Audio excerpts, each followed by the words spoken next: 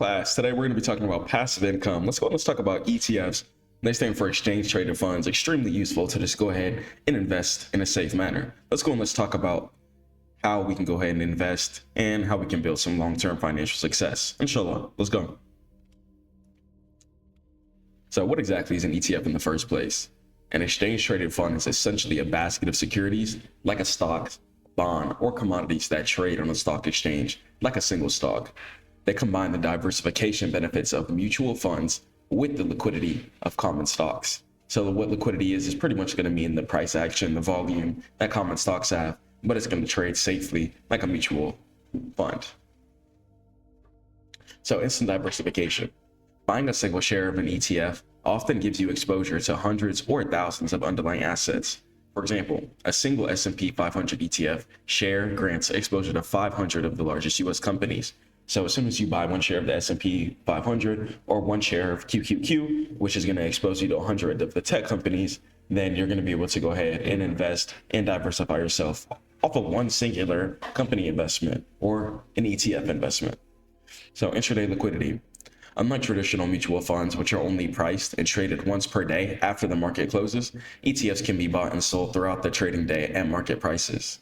And there's going to be lower crosses for expense ratios. Most ETFs, particularly passive index funds, boast extremely low expense ratios for annual fees, making them significantly cheaper than actively managed mutual funds. And this cost saving compounds drastically over the decades.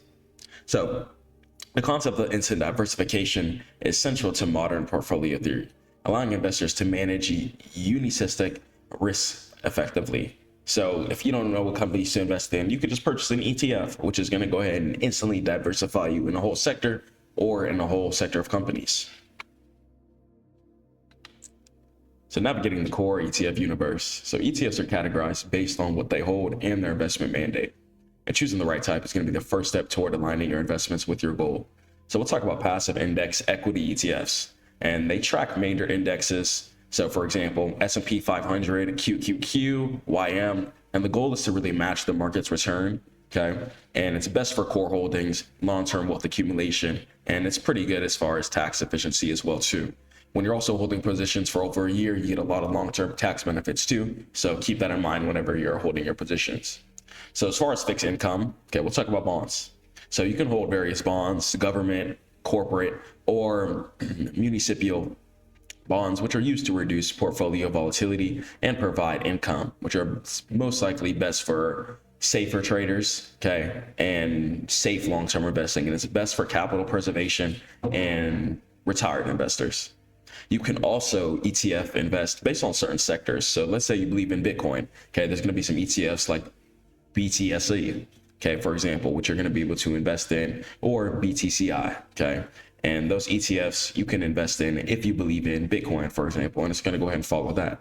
There's going to be some ETFs that follow gold, for example, okay. So each ETF is going to have its own sector and track its own theoretic things. So it's going to focus on a specific industry if you're going to choose a sector ETF. For example, semiconductor ETFs, renewable energy ETFs, or megatrend. Okay.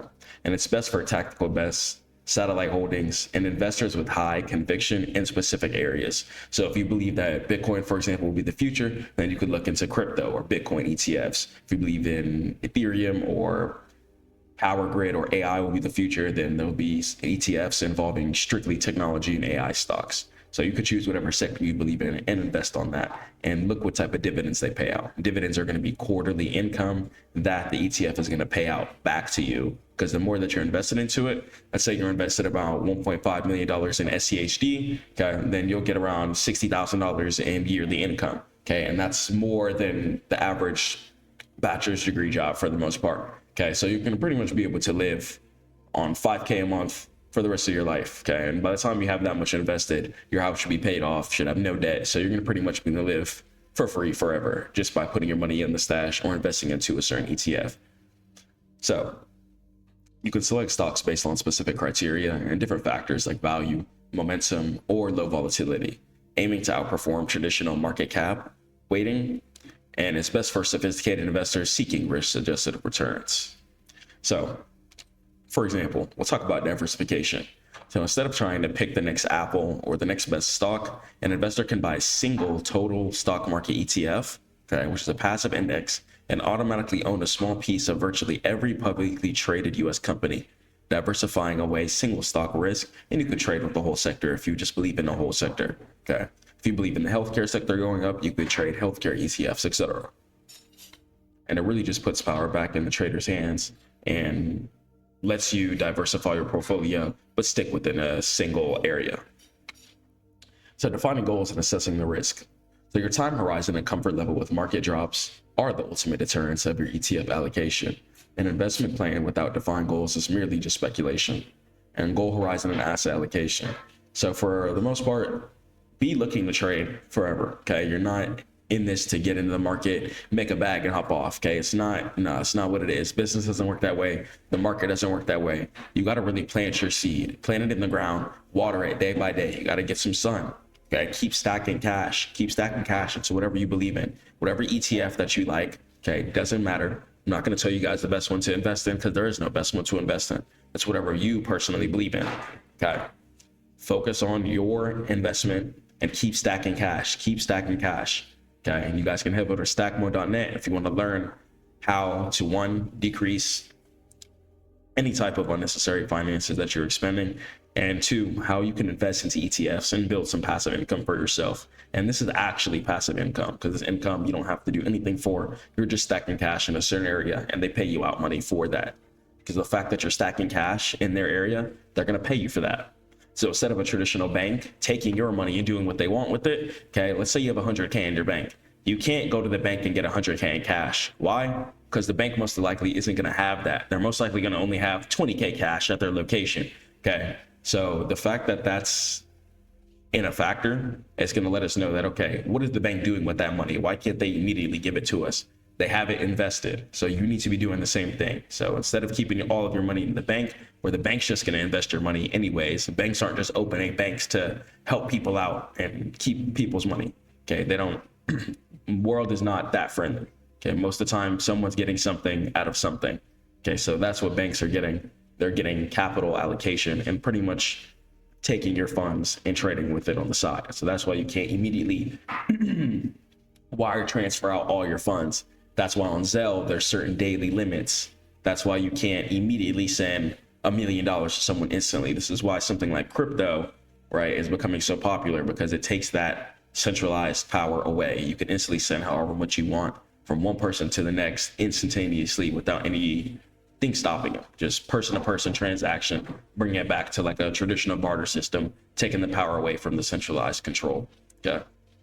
So make sure you guys are having a balanced approach to clear your debt, okay, pay all your bills, do what you need to do, and then whatever you have left, invest and stay down. Okay, live way below your means. Try to do it for at least 1 to 5 years and stack cash. Okay, it doesn't matter your age. Never think you're too late either. I don't care if you guys are 40 watching this. I have some mentorship students that are as of old age, have kids that are teenagers, etc. Okay, and still just getting into investing now. So it doesn't matter your age. Start today. Start today. Start planting your seed. Okay, if you want to be someone who's chilling in the long run with your family, having money in your bank account, having money in case your kids, your grandkids, or someone needs any type of funds, because life happens. Okay, let's say someone's house blows up or something like that. You know, instead of them being out and down, you could be able to help them out. Okay, just because of the fact that you invested. And let's say your play hit 500%. Okay, you just be able to take some of that profit and help out your family, help out yourself, and really have an emergency fund for yourself. Okay, your profits is really, really going to be helpful, because whatever you want to spend, it's pretty much going to be canceled out. So the more you invest, it's compounded based upon that. Okay, so the more you invest $1,000, $1,000, it's not just $1,000 being put up like in a savings account. Especially when you're in a profitable sector that you're investing in, it's going to constantly compound, and you could see 100% returns. Okay, so $1,000 will quickly turn into $100,000, especially if you keep stacking, investing in something that's profitable. It's investing in an ETF that goes in an upwards direction for the most part, and that pays out pretty good dividends. You're going to be like, okay, cool. And then you're going to start making passive income from the dividends as well too on the side of that. Okay. So make sure you take care of your taxes, and just keep reinvesting your profit, keep growing it, and then you guys are going to be able to stop work. Okay, so if you ever actually wanted to stop work, you need enough seeds planted. Plant all your seeds today. Okay, if you ever want to retire successfully, not have to come back, not have to worry about putting in 60-hour weeks, 40-hour weeks, 80-hour weeks, okay, invest today. So let's say, for example, if your first 10,000 is in an S&P 500, for example, okay, so that's going to give you access to 500 stocks, pretty much just put into jumbled up into one big compound, and that's an ETF. So let's say it dropped to $6,000 during a recession, okay? You still don't panic sell, okay? Sit on your portfolio.